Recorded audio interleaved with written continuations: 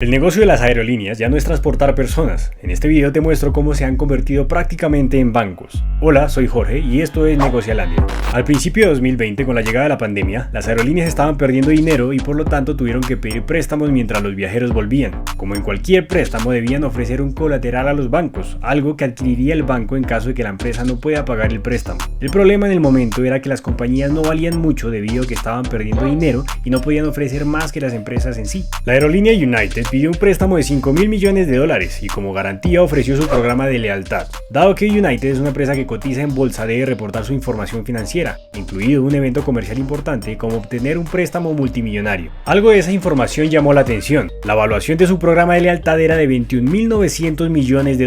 En ese momento el valor de mercado de United era de $10.000 millones, menos de la mitad que sus programas de lealtad. Valuaciones similares fueron reportadas por otras aerolíneas como Delta y American Airlines. Las aerolíneas son propietarias de sus programas de fidelización, por lo que según Wall Street, las aerolíneas no valen nada. De hecho, tienen un valor negativo. Lo único que le otorga valor a cada aerolínea es su programa de fidelización. En 2018, American Airlines estaba perdiendo aproximadamente medio centavo por asiento por cada milla volada. Sin embargo, la compañía ganó $1.900 millones en ganancias antes de impuestos gracias a sus $4.200 millones en ingresos del programa viajero frecuente. En Estados Unidos, los aeropuertos están llenos de publicidad de tarjetas de crédito de aerolíneas ofreciendo múltiples beneficios: equipaje gratis, salones exclusivos para viajeros frecuentes, carriles prioritarios para pasar por seguridad más rápido, entre otros. Incluso los auxiliares de vuelo actúan como vendedores recitando anuncios de las tarjetas de crédito a cambio de una comisión por el registro de un pasajero. Las aerolíneas en los últimos 40 años han creado un sistema tan efectivo para sus intereses que están dispuestos a perder dinero volando para promocionar su negocio de viajero frecuente.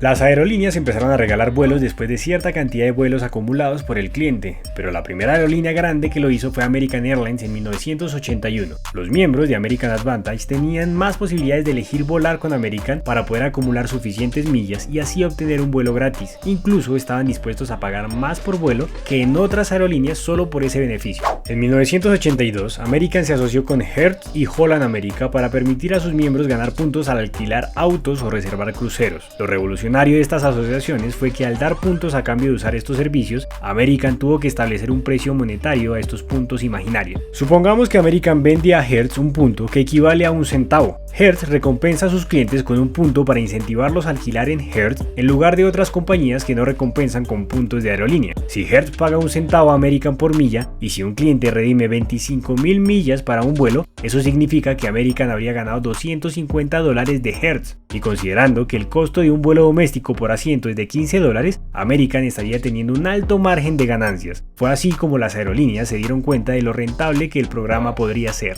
Empezaron a aprovechar esto en 1987 cuando se asociaron con Citibank para ofrecer una tarjeta de crédito de marca compartida. De este modo, por cada dólar gastado con la tarjeta, el miembro de American Advantage ganaría un punto. Hoy la fuerza de estos programas multimillonarios se basa en que los gobiernos no graban con impuestos estas transacciones de puntos. A pesar de que se puede acumular como ingresos y redimirlo por algo que vale dinero, los gobiernos lo consideran un reembolso o devolución porque para obtener esa recompensa el cliente tuvo que gastar dinero y no puede cambiarlo por dinero. Las aerolíneas se han vuelto tan poderosas que pueden elegir asociarse con cualquier entidad que esté dispuesta a ofrecer dentro de sus beneficios su tarjeta de crédito. Están funcionando como banco de su propia moneda virtual, controlan el suministro de la misma y la disponibilidad de bienes en qué gastarla, haciendo casi imposible tener pérdidas. Déjanos saber en los comentarios qué piensas de que el negocio de las aerolíneas ya no sea el transporte. Suscríbete y sigue aprendiendo de finanzas con el video que te dejo acá.